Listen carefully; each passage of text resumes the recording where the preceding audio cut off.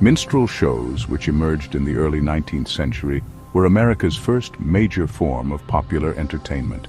They featured white performers in blackface, mimicking and mocking African American culture. These performances were built on racial stereotypes, portraying African Americans as lazy, foolish, or overly jovial. Minstrel music often blended elements of African American musical traditions with exaggerated and comedic lyrics designed to entertain white audiences.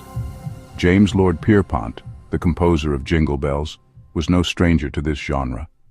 Between 1852 and 1857, Pierpont wrote at least 13 songs for minstrel troupes in Boston and New York.